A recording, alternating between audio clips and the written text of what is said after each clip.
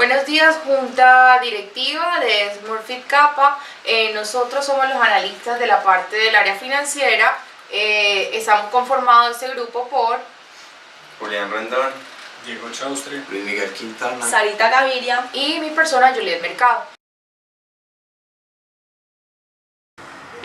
Junta Directiva. Las cuentas que más se movieron en el balance fueron activos no corrientes, pasivos corrientes y el total del patrimonio. En las cuentas de activos no corrientes hablamos sobre la inversión en las sociedades. Esta presenta dos aumentos en el periodo 2015 con 69.463 y en el 2017 con 72.474.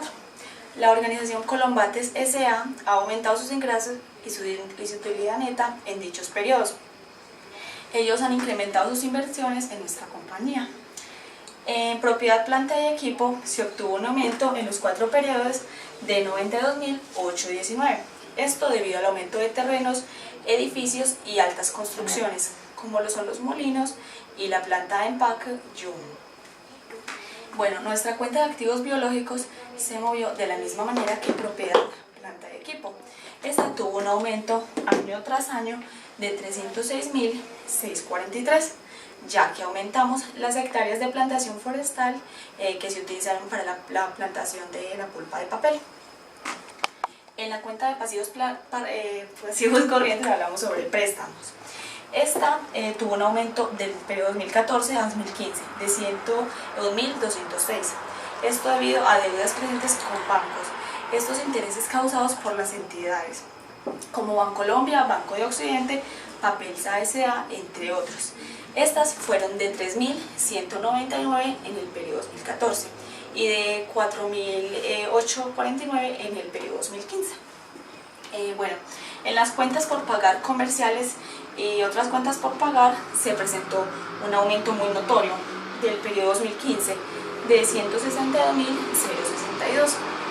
Esto debido a proveedores y a las cuentas por pagar apartes.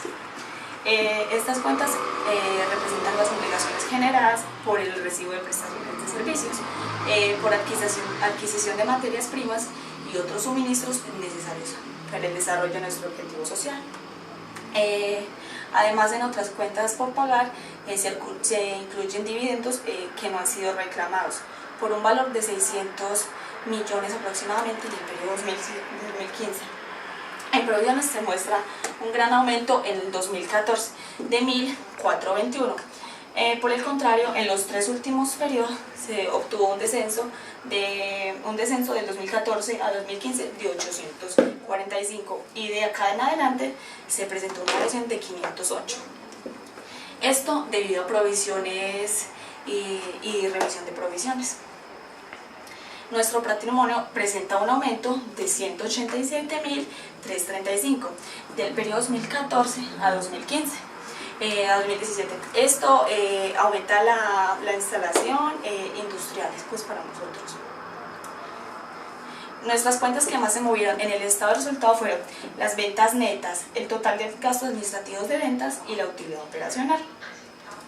En nuestras ventas netas fueron en aumento de 901.6 ventas por medio de las ventas de bienes y servicios, además del aumento en el mercado exterior. Las exportaciones aumentan un gran porcentaje en las ventas totales pues, de estos periodos. De tal manera, las utilidades operacionales disminuyeron en un punto notorio del 2016 a 2017 de 34.193, ya que fue el año más crítico, puesto que las condiciones del mercado se vieron afectadas por la inflación y las tasas de interés. En términos generales, del periodo 2014 a 2017, los márgenes han estado fluctuando con mayor tendencia al decrecimiento de forma acelerada entre el periodo 2015 a 2017, siendo el año productivo 2014-2015 el único donde se evidencia un aumento notorio del 2%. A partir de ese aumento se viene disminuyendo en valores porcentuales cercanos del 2% para el 2016 y de más del 4% para el 2017, representado por la variación de la utilidad bruta con un valor de 25.045 millones. La empresa debe asumir estrategias específicas para reducir los gastos financieros para el año 2017, logrando con esto un mejor margen de utilidad. En los últimos 4 años, el ROA y ROE tuvieron un aumento en el segundo año. De ahí en adelante, se obtuvo un descenso desacelerado. Hemos pasado de tener una rentabilidad sobre los activos operativos del 3.66% en el primer año, a un retorno del 2.27% en el último año. Lo mismo sucede con las utilidades netas respecto a los fondos propios invertidos por los accionistas. Mientras que en el primer año contábamos con una rentabilidad financiera del 4.04%, en el tercer año se alcanzó un 7,17%. La comparación entre el ROA y ROE la realizamos para determinar la forma más conveniente de financiar el activo total con la inversión de la empresa. Este apalancamiento es positivo. Se produce porque el ROE es mayor al ROA por un 2.98%. Para el último año, ambos indicadores han ido en decadencia. Esto nos indica que la empresa está en riesgo operativo. Si seguimos con la decadencia, empezaremos a generar pérdidas en los siguientes años. Por ende, proponemos hacer un cambio en las tasas de interés a corto plazo, revisar los costos de operación y buscar la manera también de ser más eficientes con el manejo de los recursos. En los últimos 4 años hemos venido con un aumento desacelerado del EBITDA y margen del EBITDA reflejado en un aumento de la utilidad operativa, lo que indica que estamos teniendo la capacidad suficiente de generar beneficio, considerando únicamente su actividad productiva, es decir, la operación está dando lo que se esperaba antes de restarle los impuestos, intereses, depreciaciones y amortizaciones. El aumento del EBITDA en el último cuatrienio fue de 1,93%, lo que representa un aumento en 59.357.000 pesos aproximadamente. Esto debido al aumento de las ventas anuales, llegando a ser de 1.013.300 pesos aproximadamente en el último año. Dadas nuestras condiciones financieras, el apalancamiento de crecimiento ha tenido una variación estable en los últimos 4 años, entre un 0.8 y un 1 de eso, donde se presenta en el periodo del 2015 el periodo más bajo. A pesar de esto, el último periodo se logró recuperar esto en un 0,1. Esta situación nos ubica en una situación desfavorable para su crecimiento de la empresa. Es decir, recomendamos mejorar los niveles de crecimiento de la empresa desde el punto de vista financiero para así lograr mantener un aumento los niveles de utilidad operativa para soportar el esfuerzo y crecimiento de la empresa. El capital de trabajo neto operativo presenta una eliminación debido a que la cartera tiene un comportamiento similar para los 2 primeros años con un promedio de 111.000 y para los 2 últimos años con un promedio de 126.000, teniendo en cuenta que la participación de los inventarios para todo esto fue mayor para el 2016 con un valor de 6.8% y para el 2014 tuvo una participación del 4% que fue la más mínima. Haciendo que el KTNO, capital de trabajo neto operativo, presentara este de comportamiento inverso que va en aumento. Actualmente tenemos cuentas por pagar a proveedores donde el mayor incremento alcanzado se dio en el 2015 con un valor de 162.000 pesos aproximado y para el siguiente año se disminuyó ese valor, pero podemos notar que la cartera fue lo que más pesó por la sustitución de importaciones a proveedores, ya que nos visualizamos a crear nuestro propio papel café en la planta de Bogotá. También el porcentaje de capital de trabajo neto viene en disminución debido a que en el 2015 los pasivos corrientes estaban representando prácticamente el 58% de los activos corrientes. Por lo tanto, también se ve que la razón corriente versus la prueba ácida no baja del valor de 1, que tiene un comportamiento en decrecimiento desaceleradamente, donde se puede ver que la parte más rápida donde descendió fue del 2014 al 2015. Sin embargo, esta valoración, como ya había dicho, no había sido menor a 1 en ambos casos, ya que esto se obtuvo siendo aceptados, indicando que para esos periodos se ha podido cubrir la deuda a corto plazo con los activos corrientes, los cuales han tenido un aumento promedio anual del 32%, teniendo en cuenta que ese crecimiento es ocasionado y que los pasivos corrientes es ocasional ya que los pasivos corrientes se nos han aumentado por las expansiones, como ya habíamos dicho, en diferentes sectores del país para poder abastecer la demanda, teniendo en cuenta que para el año 2015 fue empezamos con estas estrategias y que para el 2015 se crearon variaciones en el precio de gas por sectores de Colombia, donde la costa fue el más barato. En general tenemos una buena posición de liquidez, donde la mayoría presenta un comportamiento variable, donde se incrementan y se disminuyen desaceleradamente, lo que hace que no presentemos un impacto tan fuerte en nuestra economía.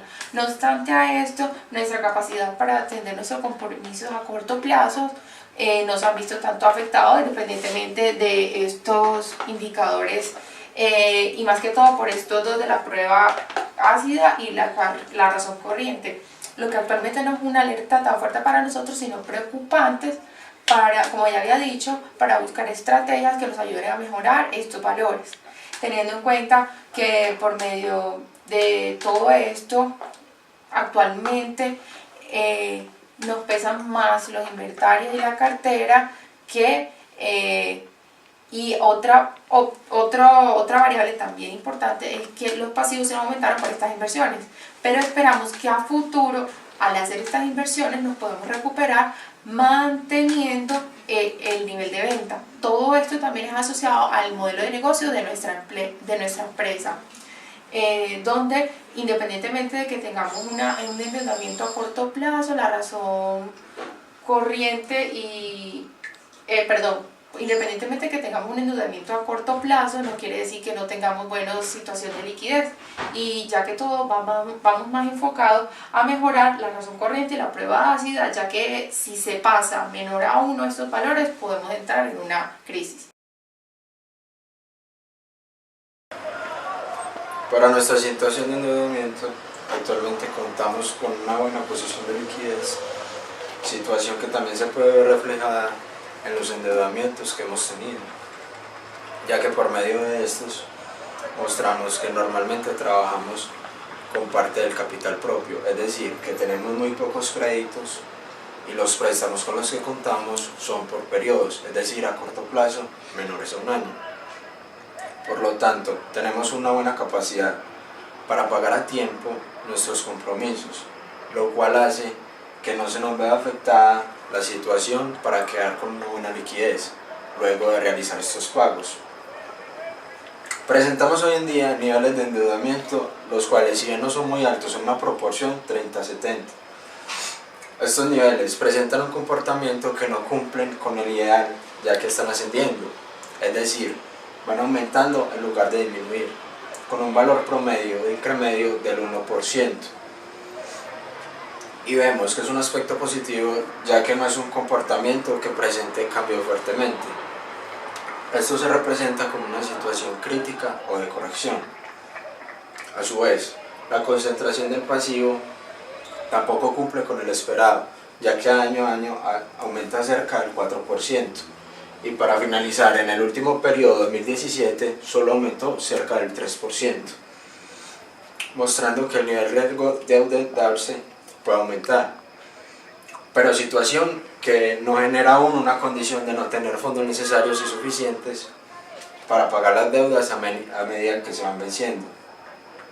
En comparación con las empresas competidoras, se puede asegurar que es una estrategia del gremio mantener niveles de endeudamiento bajos, independientemente de su comportamiento del sector empresarial, ya que analizando el grupo familia se obtienen niveles de endeudamiento cercanos al 26%, Estos valores se asemejan a nosotros en algunos periodos. Contamos con una situación de endeudamiento donde la solvencia financiera es capaz de cubrir para el 2014 hasta 4 veces la deuda, siendo para los últimos 3 años, del 2015 al 2017, tuvo una disminución en un punto, pero aún así somos capaces de poder pagar la deuda total que tenemos hasta 3 veces. Por lo tanto, este indicador se mantiene,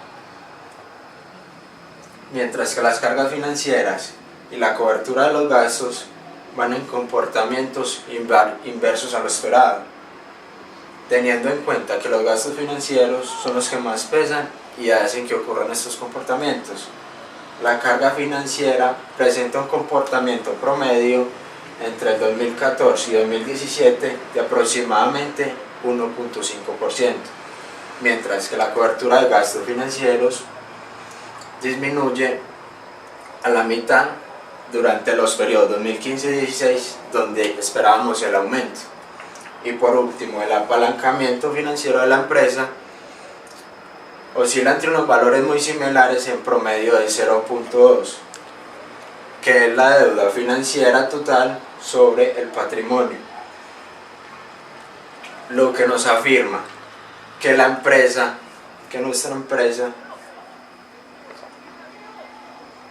tiene un apalancamiento donde año tras año se tiene una reserva para la ampliación y reposición de instalaciones del 56% de todas las utilidades netas. Por tanto, nuestra empresa financia todas sus deudas mediante el patrimonio que guardamos durante los periodos pasados.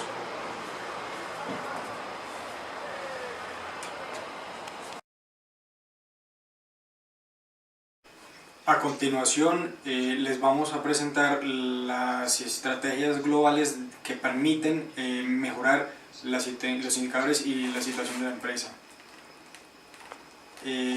Analizar los riesgos de mercado, donde se presenta la inflación y devaluación de monedas locales y extranjeras que influyen fuertemente en el precio de venta, y donde un dólar devaluado representa la entrada al mercado nacional de productos importados a precios de inferiores. Nuestra propuesta para este riesgo es incrementar las ventas netas con el uso de una mejor publicidad y medios para darnos a conocer ante las diferentes empresas, principalmente a las mayores exportadoras de productos. Asimismo, también existe un riesgo de escasez de recursos y operativos también. Como estrategia para nosotros confrontar esta posible escasez, se debe buscar minimizar la deforestación, que se configura en una importación de materia prima, a tal punto de que podamos reforestar, permitiendo así abastecerlos de nuestros propios recursos naturales. También existe un riesgo como incendios o plagas que afectan la materia prima. Como solventar esta situación, proponemos contratar recursos humanos que apliquen pesticidas y que también a su vez estén distribuidos en hectáreas para que informen a bomberos o ellos también reaccionen de forma inmediata y puedan contener los incendios. Hay también un riesgo financiero como parte de una nueva reforma tributaria, una posible reforma tributaria. Nosotros proponemos destinar dinero de impuestos a obras de infraestructura, con el fin de reducir parte de ellos y a su vez permite mejoras en obras nacionales, como mejorar la infraestructura en puertos, en carreteras, en comunicaciones. Y también es importante mencionar en este ámbito que los costos de transportar productos desde nuestro lugar de operación a puertos son altos. Con esto nosotros reduciríamos costos. Existe también un riesgo por un posible aumento en las tarifas de energía por fenómenos naturales como las sequías, o también por la compra de empresas extranjeras privadas a nuestras generadoras de energía de nuestro país. Ante esto, nuestra propuesta es aumentar nuestra autosostenibilidad energética, pasando de generar un 73% de energía a un cerca de 85%. Con esto aumentaríamos nuestra independencia de las electrificadoras.